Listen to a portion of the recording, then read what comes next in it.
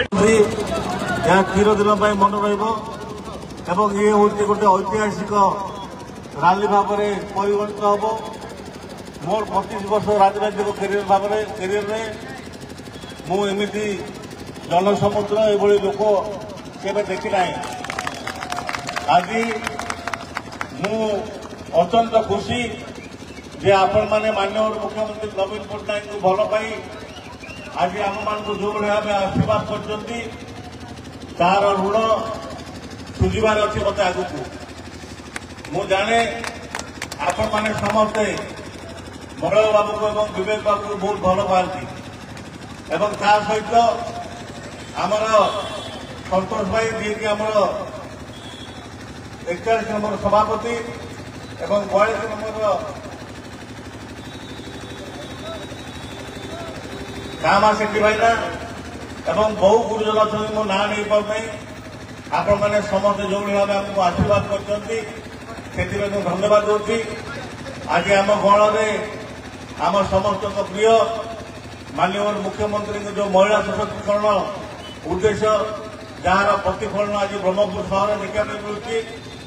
आमर समस्त प्रिय मेयर श्रीमती संघमित्रा दलई महोदया आज आम सागर अच्छा आपण मान पाखे भोट भिक्षा करने आम गण में मलय विषय जी की आपण प्रिय कॉर्पोरेटर सी उपस्थित अच्छा आम डेपुटी मेयर मोर सान भाई समस्त प्रिय विवेक रेड्डी उपस्थित अच्छा आम गण में महिला सभानेत्री सोनाली पट्टनायक महोदय अच्छा आम गण में आमर राज्यर स्पोर्ट्स पर्सन तुमनाथ पंडा उपस्थित अच्छा आम गण में उमा नायक भाई एवं लोचना नायक महोदय आमर पूर्वतन काउंसिलर सविता भौणी एवं समस्त नेतृमंडली उपस्थित अच्छा एवं शून्य भाई जे कि आमर पूर्वतन जिला परिषद सभ्य जे कि आमर दलित मान नेता सी भी उपस्थित अच्छा आम समस्त को आप जो भाव आज सहयोग हाथ बढ़ी आगामी निर्वाचन में से आशीर्वाद रखिए अनुरोध करूँ। आपण मैंने जानते आज निर्वाचन समय आपण मान पाखक बहुत प्रार्थी आसवे एवं समस्ते एका भाव में भोट मांगे एवं व्याकुल हे किंतु मुझे मन पकईदेवाई चाहे जो मैंने आपण मान सुख दुख साथी जो दल आपण मान काम कर दल को पट्टनायक जी की आम प्रिय मुख्यमंत्री जी ओडिया मान स्वतंत्र परिचय देते एवं आम गण में पूर्वतन काउंसिलर आमर ज्योतिमल भाई भी अच्छा भी धन्यवाद दूसरी। एवं आज आपण मैंने जानते माननीय मुख्यमंत्री योजना जन्म टू मृत्यु जाए जन्म हेले ममता योजना 10,000 मृत्युवरण कले हरिश्चंद्र योजना 3,000 घर घर को विशुद्ध पानी जल योजना एवं चाउल आरंभ कर निर्माण श्रमिक को पैसा कृषक मान को पैसा छात्र छात्री मान वृत्ति मध्यम 9,000 और 10,000 एवं ता सहित जगन्नाथ मंदिर ठू आरंभ कर आमर गाँव में आम वार्ड एवं आम ठाकुराणी मंदिर को कोटी कोटी टंका दी तार रूपांतरण कार्यक्रम माननीय मुख्यमंत्री कर सहित मस्जिद चर्च सब कोटी कोटी टंका दी तार रूपांतरण करने माननीय मुख्यमंत्री आज चेष्टा कर सफल होती सहित सबुठ बड़ जिन हूँ जो मान राशन कार्ड अच्छी से माननीय मुख्यमंत्री बीएसवाई कार्ड माध्यम महिला मान 10 लाख टंका स्वास्थ्य चिकित्सा एवं पुरुष मान 5 लाख टंका स्वास्थ्य चिकित्सा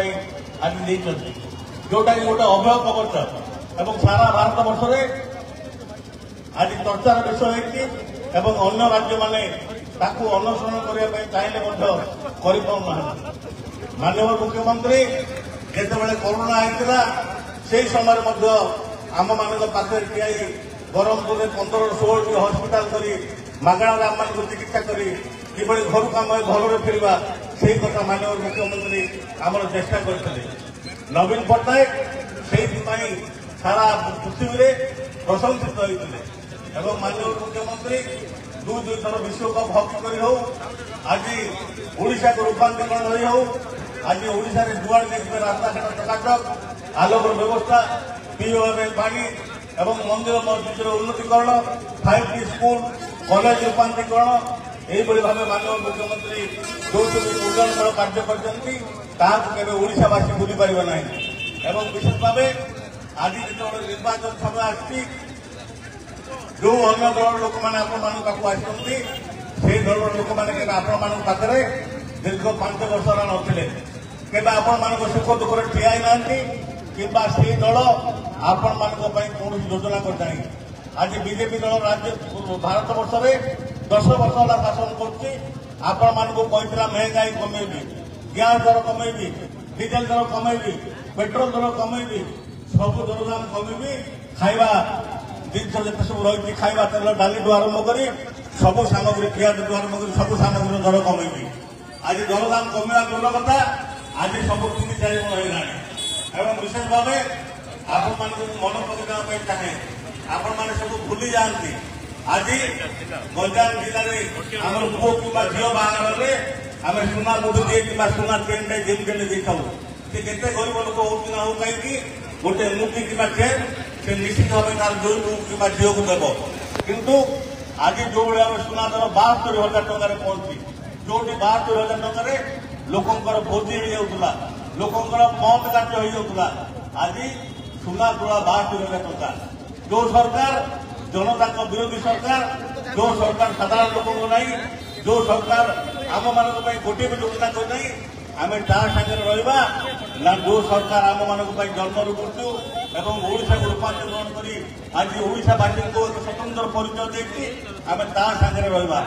ଯୋଉ ନେତା ଆମର ସୁଖ ଦୁଃଖରେ କେବେ ଠିଆ ହେଇନି ଆମେ ତା ସାଙ୍ଗରେ ରହିବା ନା ଯୋଉ ନେତା ଆମ ପାଖରେ ସୁଖ ଦୁଃଖରେ ଠିଆ ହେଇଛି 24/7 ଆପଣମାନଙ୍କ ପାଖରେ ରହିଛି ତାକୁ ଆମେ ନିର୍ବାଚିତ କରିବା।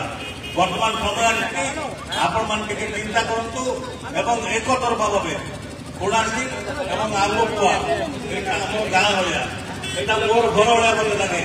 ପିଲାଟି ଦିନରୁ ଆମେ ଏଠି ବଢିଛୁ ଏବଂ ବିଶେଷ ଭାବେ ଏଇ 6ଟି ଯୋଉ ୱାର୍ଡ ରହିଛି, 2ଟି ପଞ୍ଚାୟତ ରହିଛି, ତାକୁ ଲକ୍ଷ୍ୟ ରଖି ମାନନୀୟ ମୁଖ୍ୟମନ୍ତ୍ରୀ ମତେ ଏଠାରେ ପ୍ରାର୍ଥୀ କରିଛନ୍ତି ଗୋପାଳପୁର ନିର୍ବାଚନ ମଣ୍ଡଳୀ। ଆଜି ବ୍ରହ୍ମପୁର ସହରରେ ମୁଁ ବିଧାୟକ ଅଛି ଏବଂ ବିଧାୟକ ଥିବା ସମୟରେ 5 ବର୍ଷ ଭିତରେ ମୋର କାର୍ଯ୍ୟକ୍ରମ ବିଷୟରେ ଆପଣମାନେ ସମସ୍ତେ ଜାଣନ୍ତି ଏବଂ ମୋ ପାଖକୁ କେତେବେଳେ କିଏ ଯାଇଛି ତାହାକୁ ମୁଁ ଖରାପ ବ୍ୟବହାର କରିବା କିମ୍ବା ତାହାକୁ ସହଯୋଗ ହାତ ନ ବଢ଼େଇବା ଯଦି ଆପଣମାନେ ଦେଖିଥିବେ ଆପଣମାନେ ମୋତେ ଭୋଟ ଦିଅନ୍ତୁ ନାହିଁ। ଯଦି ମୁଁ ଆପଣମାନଙ୍କୁ ନିଷ୍ଠାପର ଭାବେ ବ୍ରହ୍ମପୁର ସହର ପାଇଁ କାମ କରିଥିବି, ଯଦି ବିଜୁ ଜନତା ଦଳ ଆପଣମାନଙ୍କ ପାଇଁ ଉନ୍ନୟନମୂଳକ କାର୍ଯ୍ୟକ୍ରମ କରିଥିବ, ଯଦି ମାନନୀୟ ମୁଖ୍ୟମନ୍ତ୍ରୀ ଆପଣମାନଙ୍କ ପାଇଁ କାମ କରିଥିବେ, ତାହେଲେ ବିଜୁ ଜନତା ଦଳକୁ ଦୁଇଟି ପ୍ରାର୍ଥୀଙ୍କୁ, ଗୋଟିଏ ସାଂସଦ ଏବଂ ଗୋଟିଏ ବିଧାୟକଙ୍କୁ 2ଟି ସଂଗଠନରେ ଏକତରଫା ଭାବେ ଭୋଟ ଦେବେ ମୁଁ ଆପଣମାନଙ୍କୁ ଅନୁରୋଧ କରୁଛି। କିଛି ନେତା ବାହାରିଛନ୍ତି ଯେଉଁମାନେ ଆପଣମାନଙ୍କୁ ଆଜି ଫୁଲେଇବା ପାଇଁ ଚାହୁଁଛନ୍ତି, ପ୍ରବର୍ତ୍ତନ ହେବା ପାଇଁ ଚାହୁଁଛନ୍ତି। ବିଜେପି ଦଳ କୌଣସି ଯୋଜନା କଲା ନାହିଁ। ପରିଶେଷରେ ଆଜି ଆପଣମାନଙ୍କୁ ରାମ ନାମ ଧରି ପାର ହେବା ପାଇଁ ଚାହିଁଛି। ଯୋଉ ଦଳ ଯୋଉଠି ପଶିଛି ସେଠି ବିଭାଜନ କରୁଛି, ବନ୍ଧୁ ଭିତରେ ବିଭାଜନ କରୁଛି, ଭାଇ ଭିତରେ ବିଭାଜନ କରୁଛି ଏବଂ ଆପଣମାନଙ୍କ ଭିତରେ ବିଭାଜନ କରୁଛି। ତେଣୁ ଏ ବିଭାଜନ କରୁଥିବା ନେତାମାନଙ୍କୁ ଆପଣମାନେ ପ୍ରୋଟେକ୍ସନ କରନ୍ତୁ। କିଏ ବନ୍ଧୁ ଭିତରେ ଲଢ଼ାଇ କରୁଛି, କିଏ ଭାଇ ଭିତରେ ଲଢ଼ାଇ କରେନ୍ତି, କିଏ ଆପଣମାନଙ୍କ ଭିତରେ ବିଭାଜନ କରୁଛି, ସେଇମାନଙ୍କୁ ଆପଣମାନେ ଉଚିତ ଶିକ୍ଷା ଦେବେ, ସେ ଅନୁରୋଧ ମୁଁ ଆପଣମାନଙ୍କୁ କରୁଛି। ତେଣୁ ଆପଣମାନଙ୍କୁ ମୁଁ କହି ରଖିବା ପାଇଁ ଚାହେଁ, ଆସନ୍ତା 13 ତାରିଖକୁ ସାରା ଓଡ଼ିଶାବାସୀ ଚାହିଁ ବସିଛନ୍ତି। ସାରା ଓଡ଼ିଶାବାସୀ ଚାହିଁ ବସିଛନ୍ତି ଗୋପାଳପୁର ନିର୍ବାଚନ ମଣ୍ଡଳୀରେ କିଏ ସାଂସଦ ଭାବେ ଅଧିକା ଭୋଟ ପାଇବ, କିଏ ବିଧାୟକ ଭାବେ ଅଧିକା ଭୋଟ ପାଇବ। ଏବଂ ମୋର ବଳ ହେଉଛି ଏଇ 6ଟି ୱାର୍ଡ ଏବଂ ଆପଣମାନେ ଯଦି 6ଟି ୱାର୍ଡକୁ ଏକତରଫା ଭାବେ ଭୋଟ ନେବେ ନଦେବେ ତାହେଲେ ଗୋପାଳପୁରବାସୀ ମଧ୍ୟ ଦ୍ୱନ୍ଦ୍ୱରେ ପଡ଼ିଯିବେ ଏବଂ ଆପଣମାନଙ୍କର ଏଇଠି ସମ୍ମିଶ୍ରଣ, ଆପଣମାନଙ୍କର ଏଇଠି ଉପସ୍ଥିତି ଜାହିର କରୁଛି ଆପଣମାନେ ଏକତରଫା ଭାବେ ବିଜୁ ଜନତା ଦଳକୁ ଏବଂ ସଂଗଠନକୁ ଭୋଟ ଦେବେ, ସେ ବିଶ୍ୱାସ ମୋର ରହିଛି। ସେଥିପାଇଁ ମୁଁ ଆପଣମାନଙ୍କୁ କୃତଜ୍ଞତା ଜ୍ଞାପନ କରୁଛି। ଏ ଭିତରେ ଆପଣମାନେ କାହା ଦ୍ୱାରା ପ୍ରଭାବିତ ହେବେ ନାହିଁ କିମ୍ବା ଜୟ ଶ୍ରୀରାମ ଧ୍ୱନି ଶୁଣିକି ଆପଣମାନେ ପ୍ରଭାବିତ ହେବେ ନାହିଁ। ଆଜି ସେ ବିଜେପି ଦଳ ଭଗବାନ ମଧ୍ୟ ଛାଡ଼ିଲେ ନାହିଁ, ଭଗବାନ ଭିତରେ ବିଭାଜନ କରିଦେଲେ।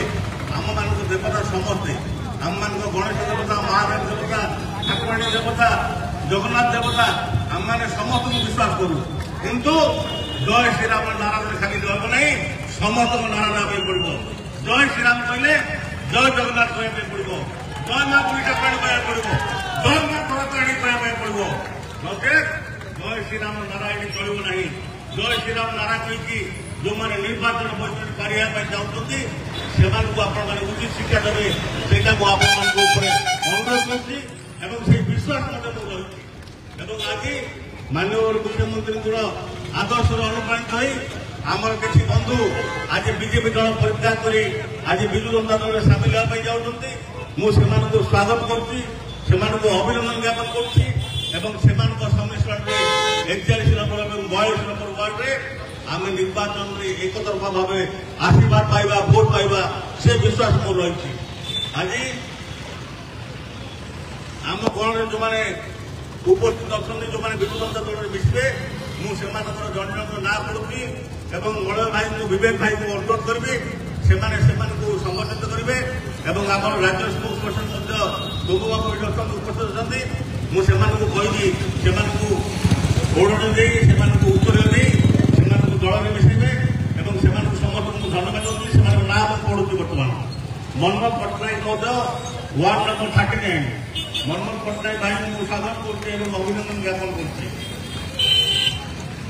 ରାକେଶ କୁମାର ପାଣ୍ଡିଆ ଭାଇ, ରାକେଶ କୁମାର ପଣ୍ଡିତ ଭାଇ, ରାକେଶ କୁମାର ପଣ୍ଡିତ ଭାଇଙ୍କୁ ମଧ୍ୟ ମୁଁ ସ୍ୱାଗତ କରୁଛି। ରାକେଶ ଭାଇଙ୍କର ମଧ୍ୟ ସମ୍ମିଶ୍ରଣରେ ଆମେ ନିଶ୍ଚିତ ଭାବେ ବଳିଆ ନେବା ଏବଂ ବିଜୁ ଜନତା ଦଳ ଆଗକୁ ବଢ଼ିବ, ସେ ବିଶ୍ୱାସ ମୋର ରହିଛି। ଏବଂ ଆମ ଗଣରେ ଅଛନ୍ତି କୃଷ୍ଣ ଦାସ ମୌର୍ୟ, କୃଷ୍ଣ ଦାସ ମୌର୍ୟଙ୍କୁ ମଧ୍ୟ ମୁଁ ସ୍ୱାଗତ କରୁଛି, ଅଭିନନ୍ଦନ ଜ୍ଞାପନ କରୁଛି ବିଜୁ ଜନତା ଦଳ ତରଫରୁ। ଏବଂ ଆମ ପାଖରେ ଅଛନ୍ତି ପିଣ୍ଟୁ ପ୍ରଧାନ, ଯିଏକି ଆମ ସହିତ ଆଜି ମିଶିଛନ୍ତି, ତାଙ୍କୁ ମଧ୍ୟ ସ୍ୱାଗତ କରୁଛି, ଅଭିନନ୍ଦନ ଜ୍ଞାପନ କରୁଛି। ପ୍ରମୋଦ କୁମାର ପଟ୍ଟନାୟକ ମଧ୍ୟ ମୁଁ ଅନୁରୋଧ କରୁଛି, ତାଙ୍କୁ ଆମର ମଳୟ ଭାଇ ଏବଂ ବିବେକ ଭାଇ ଉତ୍ତର ଦେଇ ତାଙ୍କୁ ସମ୍ମାନିତ କରିବେ।